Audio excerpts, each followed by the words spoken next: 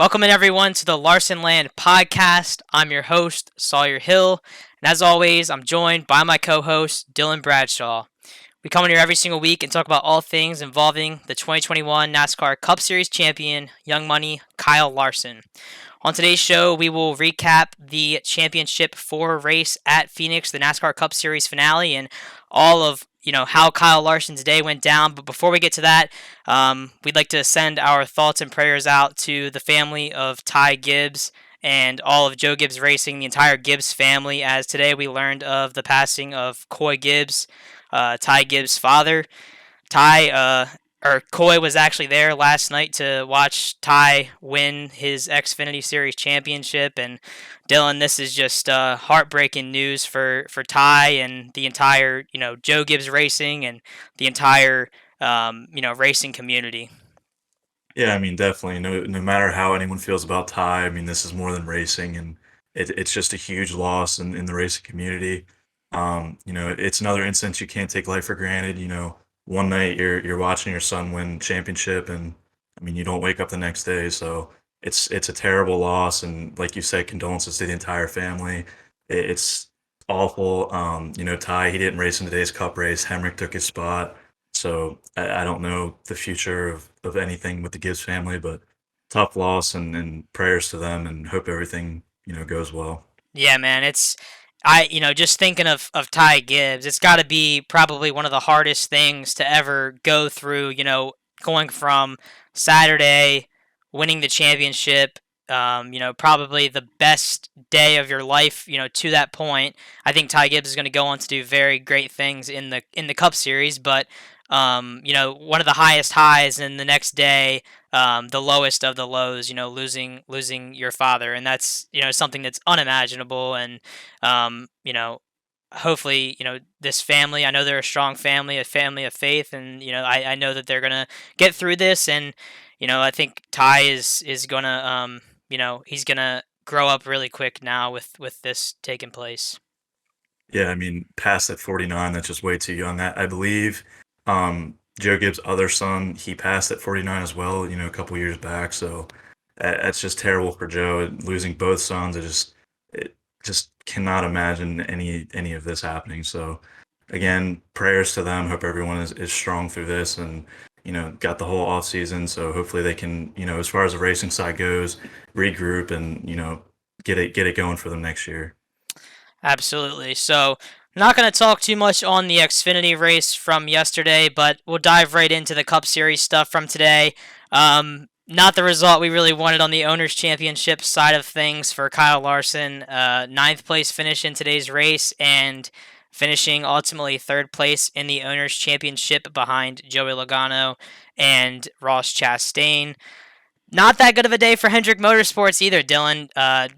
We thought Chase Elliott was going to have a chance to be up there, but really it was Joey Logano's race to lose, and he went out there and had a dominant day, led the majority of the race, and he had his teammate kind of right by his side the entire time through it with Ryan Blaney. Definitely well-deserved from today's race standpoint, but what were your big takeaways from today's race? Yeah, Logano dominated most of the race, but there towards the end, I think Bell was, of the championship drivers, I think Bell had, some speed, but, he had that bad pit stop. I think his crew member got his finger stuck in the fender or something, sent him a lot of spots back, put him out of it. Like you said, Elliott, I think that was at the stage 3 start, got tangled up with Chastain, whether or not people were kind of arguing about that. I think Elliott kind of came down a little too low, didn't really clear him. Racing incident, I don't think it's anything, big there. Chastain, he had a nice run there at the end, but, I think he finished the second half back. He made up some good time. Who knows, maybe if we had 20, 30 more laps, he could have made his way back up there. But like you also mentioned Blaney, Blaney was behind him, he was trailing him. So Logano had a lot of help there with his teammate. They were both really fast all day. So, yeah, well deserved. Logano was fast, and he's had a strong year, so I don't think it goes undeserved for him winning it. Yeah, absolutely. And we kind of, going into this race, I think a lot of people thought Chase was the favorite to win this, but if you've really looked at, the past couple of weeks, who's been strong, I think Joey's been a very strong team, and I think it goes to show, having, winning that race in the first round of the round of 8, and transferring into the round of four and having those 3 weeks to, prepare for Phoenix. I mean, the last 2 weeks, Joey Logano and that 22 team, they've been focused on Phoenix, and everything they've been working on has been going towards that race. And then I think it really showed and paid off today for Team Penske. And the Fords were just fast in general. I think, Briscoe, I mean, he won the race in, the spring at Phoenix, and Harvick was up there. Custer was up there at points too. I mean, the Fords were really, really fast today. And I think another thing with that was it seemed like some of the Fords and Toyotas got better fuel mileage as well. That's kind of what took Larson. I want to say out of contention for not only the owners championship but for a race win, because in stage two, where they pitted, where the caution came out at the beginning of the stage two, I think it kind of put the teams in a position where they were going to be stretching it on fuel. They were like a couple laps short to the end, making it to the end, and Kyle really had to press it to save fuel there, more so than guys like Christopher Bell and Joey Logano. While those guys were still shifting in the turns and kind of pushing, Kyle was going the last 20 laps or so, not being able to shift, not being able to really push, and he had to let 4 or 5 guys go through there. And that track position is one of the most important things at Phoenix in order to execute a good race. Yeah, definitely. I mean, you saw, like I mentioned, Elliott. He had that really early pit stop. In comparison to the others. I think there was about 25 left to go in stage two. I think it was, and he pit. That was kind of a ballsy play, you could say. But I mean, it paid off for him. He ended up restarting fifth, but then that incident with Chastain kind of took him out. But I mean, it's all about the pit strategy and track position. You just got to execute. I mean, even going into it, qualifying is really the name of the game. Logano started on the pole. He stayed up front all day, and he finished winning the race. So, I mean, that's just the type of track Phoenix is, and I hate that it's the championship race. So I hope that eventually changes. I just don't like the track. It's very boring, snooze fest. I think that might have been worse than the spring race, but yeah, just not a fan of Phoenix. Yeah, it's definitely tough to justify that being the championship race there at that track. I think I don't know why NASCAR is so stuck on Phoenix being the championship race. I know they had a good crowd. I mean, it was a sold out crowd. They sold the crowd out 6 months in advance, but um, other than the restarts, the guys fanning out six wide, it's once they get going around there, it's really hard to pass. And I kind of the whole day I had on my TV the NBC broadcast, but on my phone I was kind of watching Kyle's in car camera the entire time, and it's like it's got to be so frustrating because it's like you get right up next to somebody and then you just cannot make that pass. And it's like it seems like that every single year Phoenix, even like we talked about this off the podcast, but even prior to the next gen car, we've seen a lot of tracks that the next gen car has kind of been the reason it's been a bad race. But Phoenix is one of those where it's like it's been bad for a couple years now, and I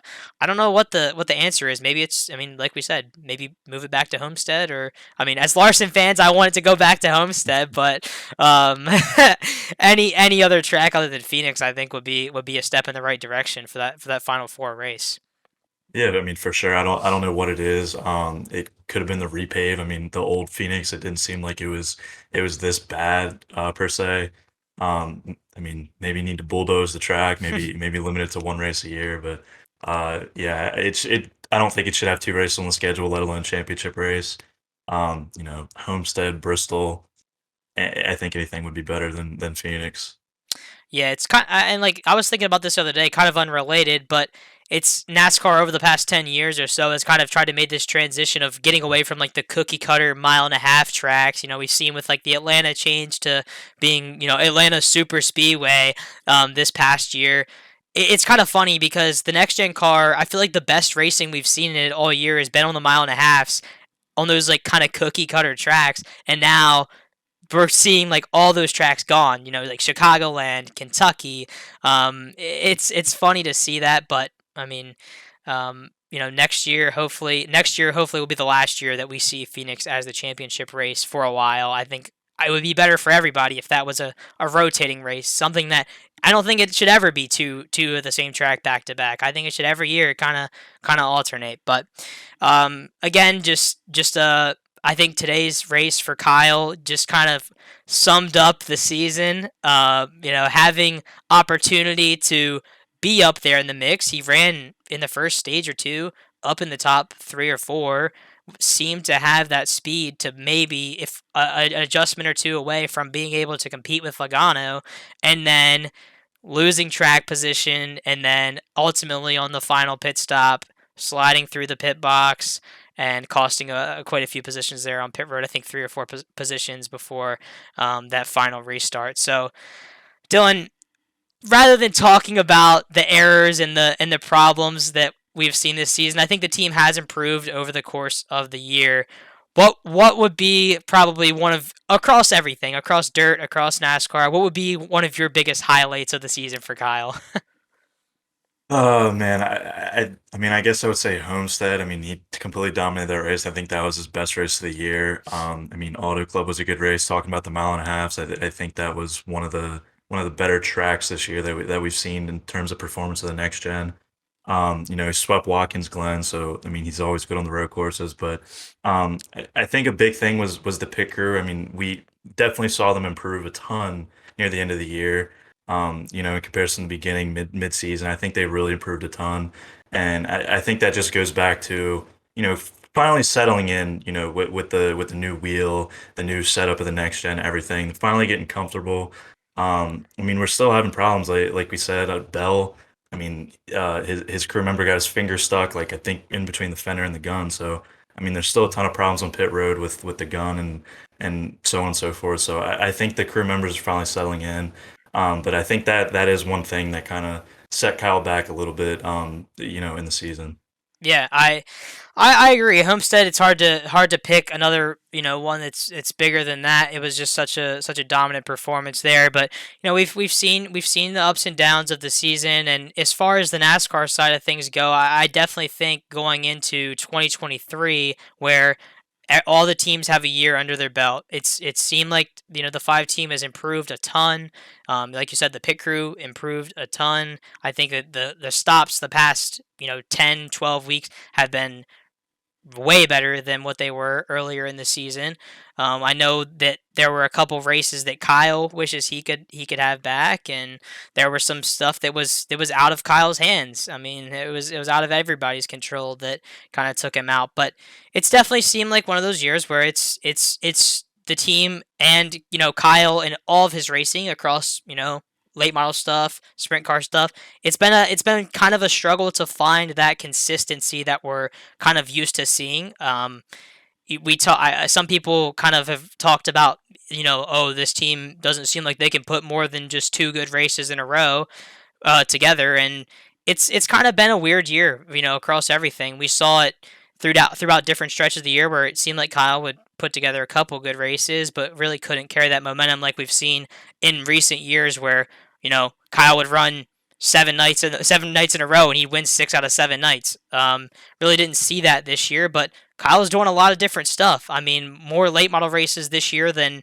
he's ever ran. He ran a ton of sprint car stuff, and all 36, 38 NASCAR races if you include the All Star race in the Clash. So I think it's still an impressive year for Kyle, and nothing that should be understated. I mean, 20 wins is huge. I mean, three big NASCAR wins as well. I think there's it should not be understated at all. Yeah, I mean, a lot of people go back to about his somewhat lackluster year, kind of blaming the dirt racing that he does. I don't think that's the case. I mean, look at 2021 season; he ran a ton of dirt, dominated NASCAR. A lot of people think he should lay off of the dirt and kind of focus on NASCAR. I don't think that's the case. I think it keeps him better, keeps him sharp, keeps him prepared going into the NASCAR races. I mean, you think the teams they don't have tests like they used to have. So I mean, these drivers are just kind of sitting throughout the week doing nothing, and then just jumping in the seat, going practice, qualifying, and then racing. So I think more racing is beneficial than none. Anytime in a race car, you're going to improve in NASCAR. So yeah, I mean, hopefully we see him continue in the off season, the NASCAR off season, continue the dirt racing. I think he has a potential race coming up that you wanted to talk about. Sonoya, however you pronounce it, Sonoa. I'm not really sure if you wanted to talk about that. Yeah, definitely some clear debate about how to pronounce. I would say Sonoya. That's how it looks on paper, but I've heard some there's some different pronunciations out there. So don't hate on us too much in the comments if we're saying it wrong. But this weekend on Friday and Saturday night, the Castrol Flow Racing Night in America Series will wrap up their season there at Sonoya down in Georgia, and definitely a potential race for Kyle. No more NASCAR stuff for the rest of the year. We kind of look for ones like this for him to kind of be at. I understand if he wants to take a weekend off and not race after the long grueling NASCAR schedule, but Kyle doesn't take much time off, and we saw that last year. He won the championship, and a week and a half later, he was down in out in California running midget stuff. So, that's another thing that's definitely on the radar. All the midget races out in California with USAC as they end their season. Um, definitely some more stuff here, down the stretch that Kyle could run. But I mean, all in all, I think it's been a pretty solid season for Kyle. I mean, like I said, 20 wins. That's nothing that a lot of drivers don't get 20 wins in a season. That's a huge amount. I know Kyle's ran a lot of races, but going into 2023, lots of exciting things coming up. I mean, we still have the Kyle Larson Indy 500 rumors circulating. David Land reported a week or two ago, or less than a week ago, I'll say, that, Kyle's in talks with Dreyer and Reinbold Racing in that 24 car to potentially run that Chevrolet powered car at the Indy 500. Kyle did say in an interview this past weekend that, he hasn't had a competitive team come to him, and that's what it's going to take for him to do the event. But besides that, we have the high limit sprint car series that Kyle is going to be running with Brad Sweet next year. Still looking forward to seeing a schedule release for that one, Dylan. I think once a schedule comes out for that one, we're going to probably have a show dedicated to a schedule release and kind of go through race by race and just break down that schedule when it comes out. Yeah, going back to the Indy 500, I think that's insane. I mean, in a huge race like the Indy 500, it's just crazy to me that teams just aren't going to Larson. I mean, that's a huge marketing thing that the sport can do. You can bring in so many new viewers to IndyCar. I know you watch IndyCar, I don't watch it, but I mean, if Larson raced it, you could get so many different people tuned into it. I mean, even dirt people, the dirt people that support Larson, just a huge, chance for IndyCar to bring in a bigger audience. So I don't see why teams haven't came to him. I mean, not even just Larson, but Kyle Busch, he wants to run it. Jimmy Johnson, big news with him. He's joining as an owner with Petty. Don't know what he's going to do as far as that's concerned, but I mean, there's a huge potential for high name guys to compete in that, and it just doesn't seem like they're really doing anything to push forward and executing it. Yeah, it's the if anybody follows IndyCar, it's one of the most frustrating things that with the sport. It's they're unable to market the racing product that they have on the track in an effective manner, and obviously with not having guys like Kyle Larson and Kyle Busch and Jimmy Johnson out there, that's huge to not have those big names out there. With the rumors circulating, everybody's like, man, maybe we'll have all three of those guys out there in the same race. I mean, could you imagine how many? The Indy 500 is already the biggest race of the year, across all of motorsports.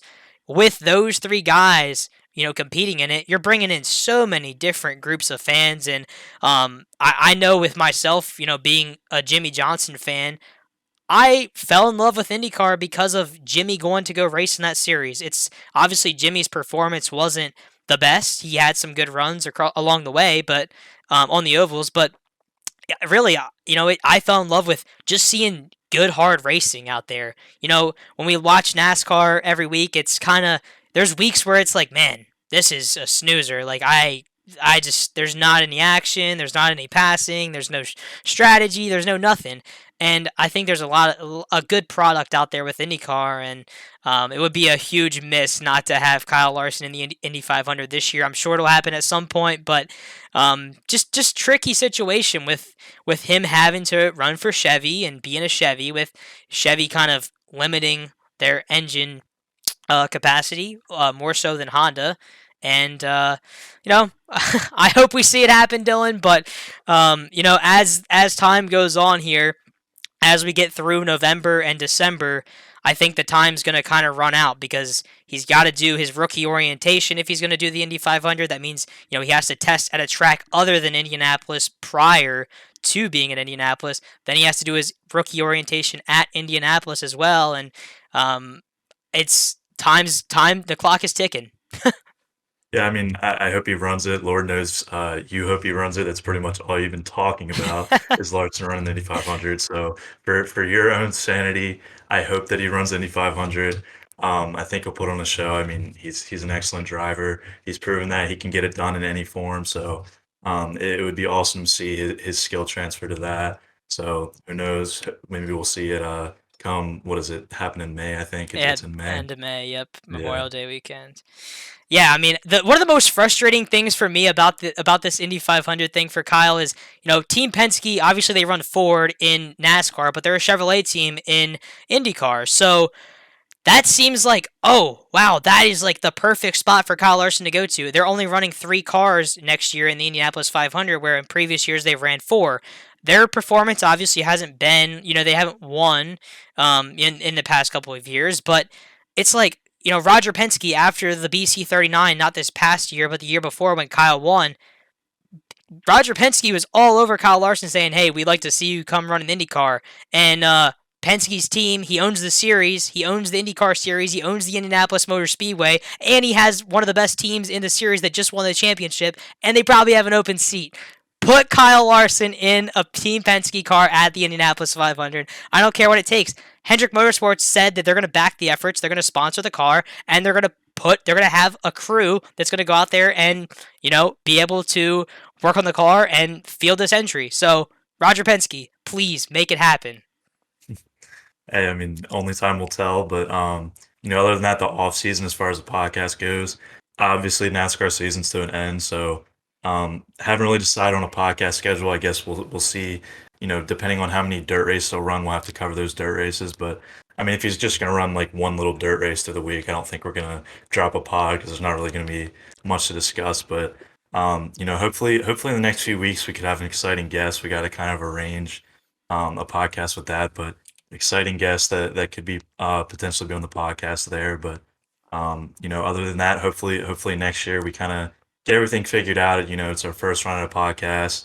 Hopefully we get a better format, everything, make it more clean, more viewer friendly, listener friendly. Just got to get everything in order for next season. Oh yeah, and over these, the past couple weeks, we've, really seen the support, and we do really appreciate it. Obviously, without the support, I don't think we would really be doing this. We see the growth. That's what kind of motivates us every single week to keep coming back, keep talking about this. And obviously, we love Kyle Larson just as much as everybody else does that listens to this, and we love motorsports just in general as well. So we really enjoy bringing this coverage to you guys throughout the season. It's not going to stop. We're not going to do every single week podcast, but like Dylan said, we're going to try and be on here as much as possible. Whenever there's any big news, anything big going on, we're going to try and get some podcasts out for you guys to listen to. So I think that's pretty much all, Dylan. Yeah, I mean that should pretty much cover it. Like I said, just we'll let you guys know if there's a podcast. Obviously, we'll post about it. But other than that, as far as the dirt's involved, keep up with all the socials: Twitter, Instagram, Facebook. I mean, even YouTube. We could throw out a post on YouTube for any potential dirt races that he's going to run. We'll obviously let everyone know.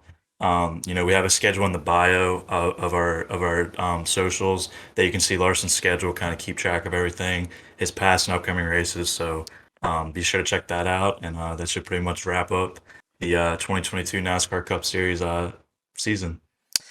All right, it's been really fun, Dylan. I really appreciate you coming on here every week. It's been tough for me to kind of make it every single week. I know I missed a couple weeks here and there. You missed a couple weeks here and there, but I think it's been a pretty solid effort from us. 36 weeks in, we're still hanging strong. So thanks again, everyone, for tuning in and listening to the show. If you're watching this on YouTube, please don't forget to like this video and subscribe.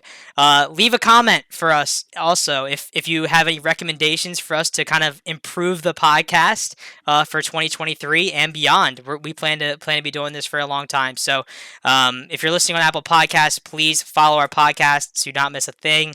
Have a great rest of the week, everyone, and enjoy the NASCAR Cup Series off season. But I'm sure Kyle Larson is far from the off season. We will see you in the next episode.